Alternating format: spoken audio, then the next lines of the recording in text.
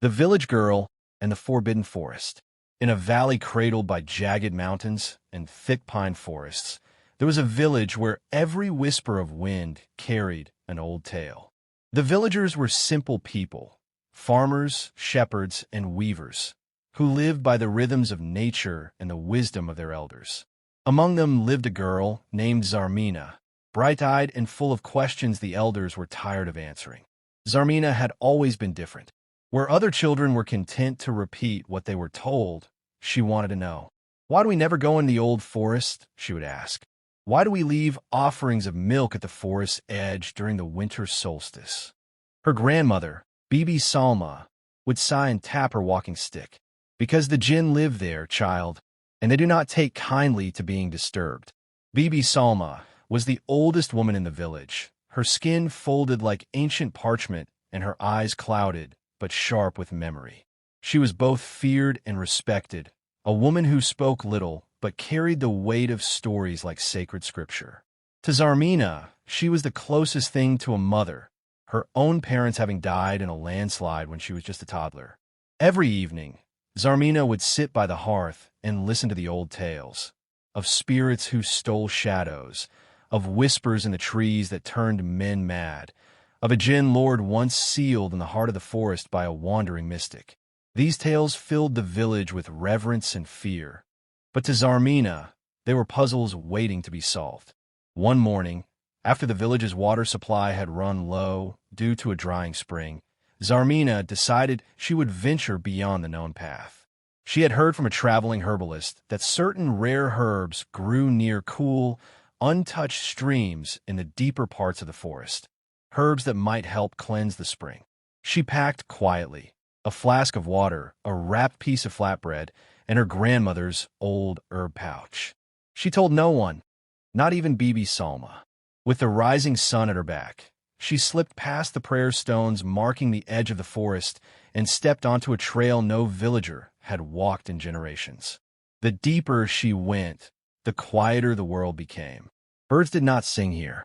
Even the wind seemed to hold its breath. Massive trees arched overhead like ancient sentinels, their branches tangled with vines and moss. The deeper shadows unnerved her, but she pressed on, driven by a strange mix of fear and determination. Hours passed. Just as her legs began to tire, she stumbled upon a clearing lit by a beam of sunlight piercing the canopy above. In its center lay a smooth, glowing stone, pulsating faintly with a pale blue light. It looked out of place, neither natural nor human-made. Entranced, Zarmena stepped forward and touched it. The moment her fingers brushed its surface, the ground trembled. The air thickened. A gust of wind rose from nowhere, circling her like a living thing. The birds that had been silent suddenly cried out and flew away in a frenzy. Zarmena stumbled back, heart pounding. Then a voice, low, echoing, ancient, whispered through the trees. "Who dares awaken me?" Zarmena spun around, eyes wide. There was no one there, only shadows, and a growing sense that she was no longer alone. She ran. Branches whipped her arms.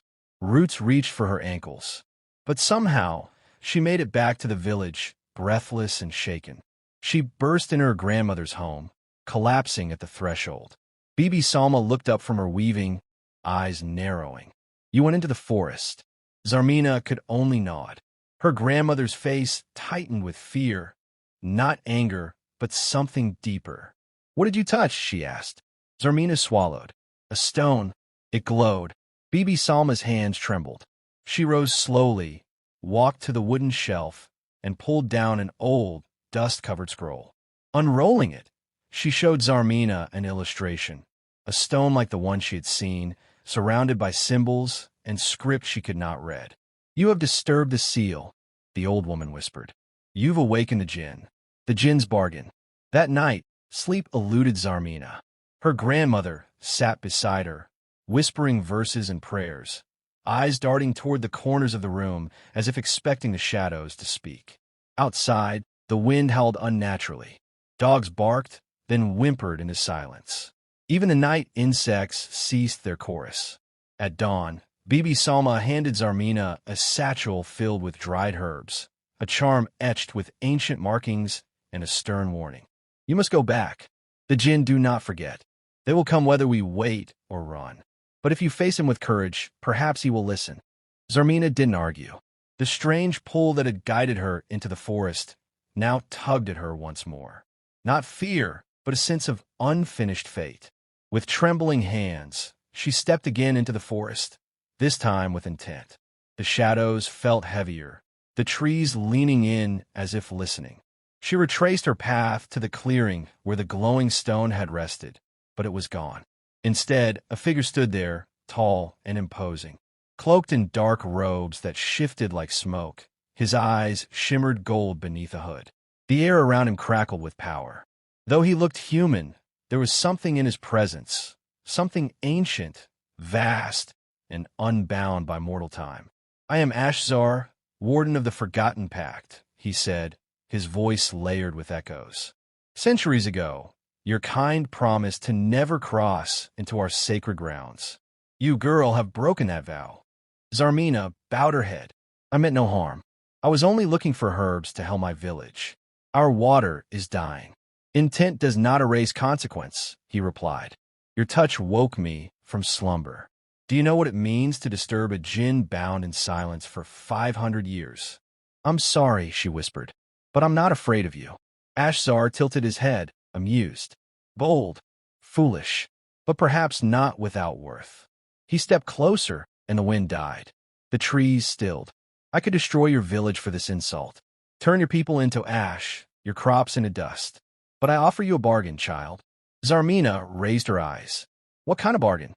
3 tasks, he said. Complete them, and I will consider the debt paid. Fail, and I will unleash what slumbers in the roots of this forest upon your world. What are the tasks? You will not know them all at once, Ashzar said. Each will reveal itself in time. For now, your first task. The river that runs dry by your village has been poisoned by greed, not nature. You must cleanse it before the next full moon. Zarmena frowned. Poisoned? By who? You must find the truth yourself. Find the source. Remove the corruption and restore the water's flow. Only then shall you be granted the next task. He raised a hand, and a glowing mark appeared on Zarmena's wrist. 3 small symbols shaped like drops of water. One flickered and dimmed. Fail any task, he warned, and the mark will burn your soul to ash. The next blink he was gone. Only the silence of the forest remained. Zarmena returned to the village shaken but determined. She went straight to Bibi Salma, explaining everything. Her grandmother nodded gravely. There have been whispers, she said, that the merchant Farouk has been dumping dye and waste near the upper streams to expand his cloth trade. Zarmena clenched her fists. Farouk was known for his wealth and pride, and few dared challenge him. She set off at once, following the river upstream. After hours of climbing rocky terrain, she found it, barrels hidden under foliage, leaking blue and red sludge into the water. The stench was unbearable. When she confronted Farouk in the village square, he laughed. I've done what I must to feed my family. The water? Let the river take the blame. But Zarmena did not back down. She called a meeting with the elders, presented the evidence, and pleaded with them to act. With Bibi Salma's support, the villagers rallied. Farouk was forced to clean the site, and new regulations were set for protecting the water. Days later, the river began to flow clear again. That night, the mark on Zarmena's wrist glowed briefly. One symbol vanished. She had passed the first task, but the forest was still watching. Trials of the heart and spirit. The forest spoke again 3 nights later. Zarmena was tending herb by her window when a sudden chill filled the room. Her wrist tingled. 2 glowing symbols remained on the mark. Then, as if whispered by the wind itself, the Jinn's voice returned. Your second task awaits. There is injustice in your village. Find it. Confront it. Make it right. She clenched her fist. No further instructions. No hints. Just the heavy weight of uncertainty and time. She spent the next day wandering the village, watching, listening. At first, everything seemed normal. Children played. Women baked bread. Men mended fences and traded goods. But then she overheard two women in hushed tones near the well. "He still has sacks of grain hidden in his cellar," one whispered. "But he claims there's nothing left. He doubled prices after the last drought." Zarmena's heart sank. She knew whom they spoke of: Haji Karim, a wealthy merchant and former friend of her late father. He had earned the villagers' respect over decades, but lately his generosity had turned into suspicion. His store stayed full while others went hungry. That evening, Zarmena visited his shop. The shelves were thinly stocked, but not empty. Haji Karim greeted her with a forced smile. "Looking for herbs? Or perhaps sugar, child?" "I came to ask," she said carefully, "if you've been storing extra grain." His expression darkened. "You call me a hoarder now? You question your elders." "I only want the truth," she said. "If you're hiding food while others suffer, it's wrong." He slammed his hand on the counter. "Out, before I forget you're Salma's granddaughter." Zarmena left, but not quietly. She told the women at the well what she'd seen. She told the baker and the butcher. Word spread. The next day, the village elders convened a gathering. In front of everyone, Haji Karim stood, arms crossed. "She accuses me with no proof." Zarmena lifted her chin. "Then open your cellar." He refused, but the crowd had already begun to murmur. Doubt turned to anger. Eventually, the elders demanded he open it, or face exile. Reluctantly, he gave in. Inside his cellar were dozens of sacks, rice, flour, lentils, enough to feed the village for weeks. "I was saving them for when it got worse," he stammered.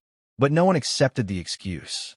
The food was seized, and Haji Karim was stripped of his trading privileges. He was not exiled, but he was shamed, and the village agreed to create a food council so no one could hoard again.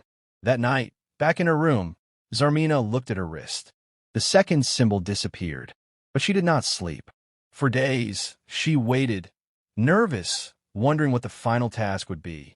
Would it be harder? Dangerous? The answer came not through whispers, but a knock. Ariba, her childhood friend, stood at her door. They hadn't spoken in over a year.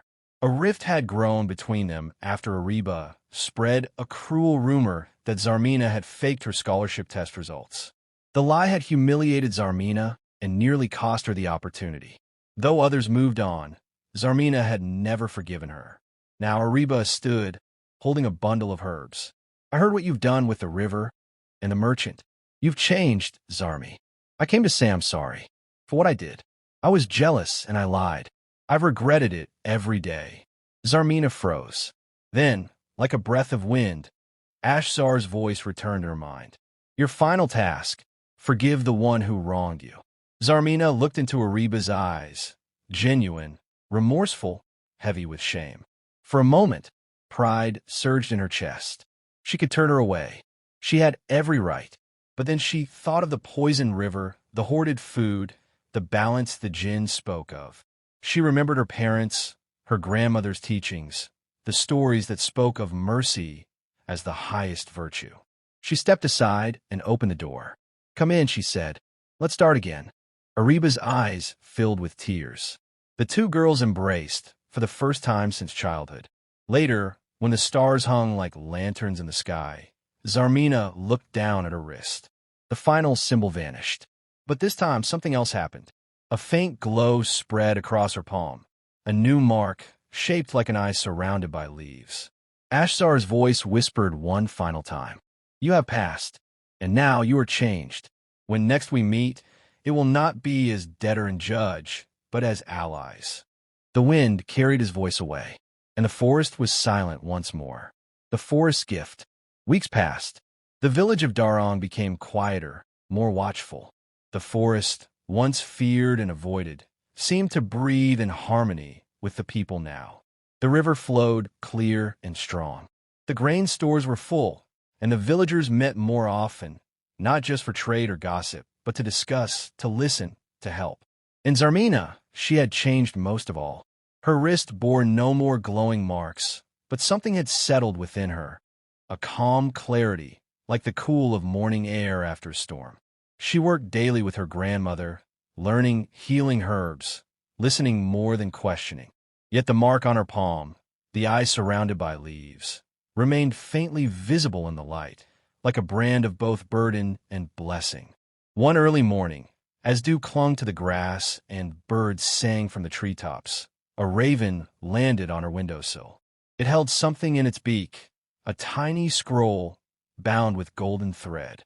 Zarmena took it gently. The parchment crackled as she unrolled it. The writing was not ink, but light, shimmering letters in an ancient tongue she understood without having ever learned.